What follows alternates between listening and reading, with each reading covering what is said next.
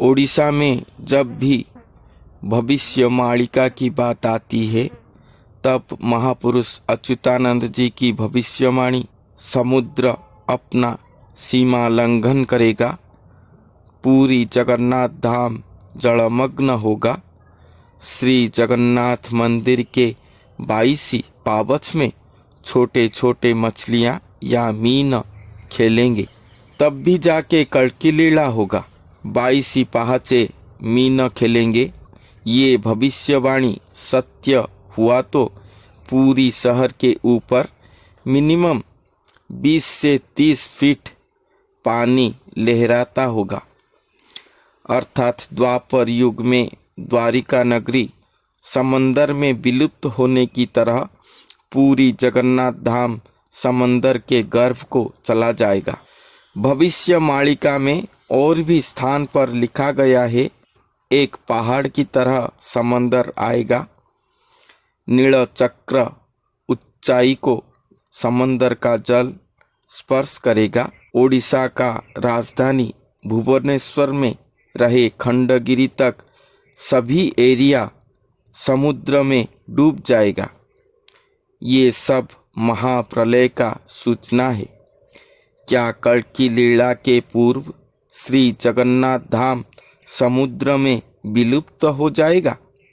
क्या महापुरुष अच्युतानंद जी ने श्री क्षेत्र सुरक्षित रहने के विषय पर और कोई भी भविष्यवाणी नहीं कहे हैं? ये बात के ऊपर है आज का एपिसोड। आज मैं आपको जो बताने जा रहा हूँ, ये बात आज तक कोई भी मालिकाकार नहीं कहे हैं, जो कि महापुरुष अच्युतानंद जी के पुस्तक पर ही लिखा गया है। दोस्तों, श्री जगन्नाथ धाम में श्री जगन्नाथ महाप्रभु पूजा पाते हैं, जो कि सारे जगत का प्रभु हैं, स्वयं सृष्टिकर्ता हैं। राम कृष्ण आदि 10 अवतार सभी देवी देवता उन्हीं से ही सृष्टि हुए हैं। हमारे हिंदू सनातन धर्म के प्राण बिंदु हैं श्री जगन्नाथ महाप्रभु। शास्त्र में लिखा गया है, क्षीराब्दी में शयन, वृंदावन में विहार और नीलाद्रि में श्री भगवान भोजन करते हैं।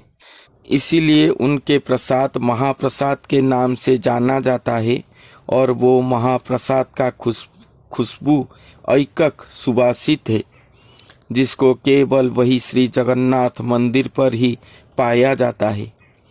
पृथ्वी का, भारत का या तथा ओडिशा के अन्य कौनसी जगन्नाथ मंदिर पर श्री मंदिर का महाप्रसाद का खुशबू नहीं मिलता।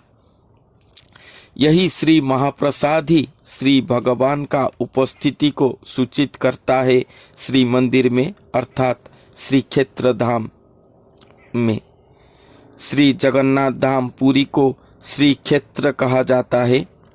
श्री क्षेत्र अर्थात श्री क्षेत्र अर्थात इस पृथ्वी का सिर या मस्तक, जहाँ कोटि ब्रह्मांड का ईश्वर जगतरनाथ श्री जगन्नाथ महाप्रभु पूजा पा रहे हैं।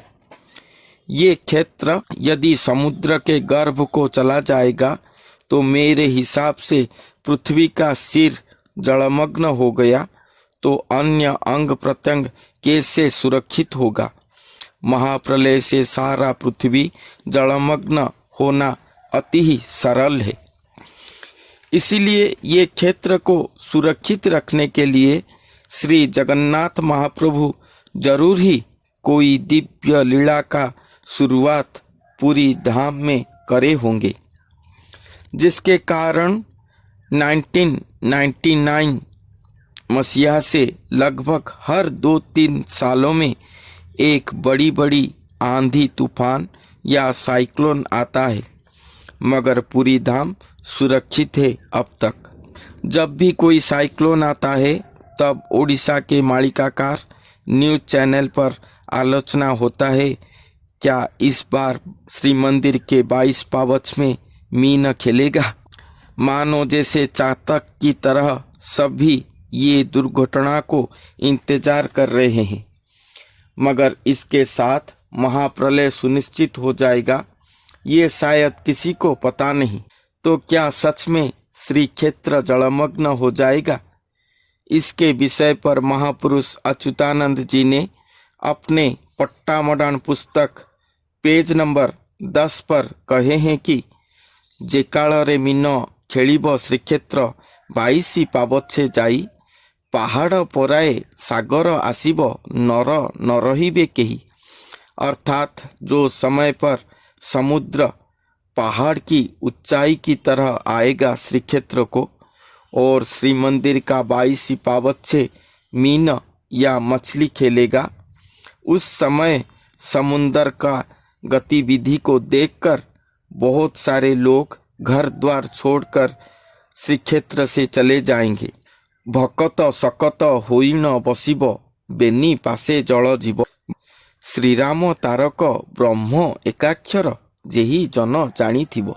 उसी समय एक ही भक्त सक्त होकर बैठेंगे श्रीक्षेत्र पर, जो कि श्री राम तारक ब्रह्म एकाक्षर को जानते होंगे, जिनके भक्ति का शक्ति प्रभाव से समुद्र का बढ़ता हुआ पानी श्रीक्षेत्र के अंदर प्रवेश नहीं करेगा। दुई पाखे जल जीव, अर्थात श्रीक्षेत्र के दोनों साइड एरिया पर समुद्र अपना सीमा लंघन करके आगे आएगा, मगर श्रीक्षेत्र पे नहीं आएगा। केवल वो अकेले भक्त के लिए ही पूरी धाम सुरक्षित हो जाएगा। दोस्तों, मेरे हिसाब से 1999 में आए महावात्या में श्रीक्षेत्र पहला टारगेट था, जबकि उस महावात्या पर पूरी जिला सुरक्षित रह गया, मगर उसके पार्श्ववर्ती एरिया पर समुद्र जल प्रवेश करा था। उसके बाद 2019 में और एक प्रलयंकरी महावात्या फोनी पूरी जिला पर ही लैंडफॉल किया था, तब भी समुद्र अपना सीमा लंघन नहीं किया। अर्थात वो मालिका वर्णित भक्त पूरी जगन्नाथ धाम में वो समय पर ही या अभी प्रेजेंट हैं, जिनके भक्ति की शक्ति से ये समुद्र रुका हुआ है। दोस्तों, हमारे उड़ीसा में अनेक चमत्कारी शून्यपथी चलता है, जिसमें अपने आप ही श्री भगवान का निर्देश विचार आदि लिखन होता है और अपने आप ही अदृश्य हो जाता है, जिसको वो पोथी का चालक जो कुछ साधन करके वो निर्देशावली को पढ़ते हैं। धीरे धीरे ये चमत्कारी शून्य पोथियाँ लुप्त होते जा रहे हैं उड़ीसा से। तो ये शून्य पोथी से वो भक्त के परिचय, नाम, संपूर्ण विवरणी वर्णन किया गया है, जो मेरे पास सुरक्षित है, मगर शून्य निर्देश न होने हेतु अब उनका परिचय आप सभी के सामने प्रकाश नहीं कर रहा हूँ। समय आने पर उनका परिचय जरूर आप सभी को बताऊंगा, पूरे शून्य पोथी उत्तर प्रमाण के साथ। तो आज के लिए इतना ही, फिर मिलते हैं अगले वीडियो पर और एक नई तथ्य के साथ। तब तक के लिए धन्यवाद।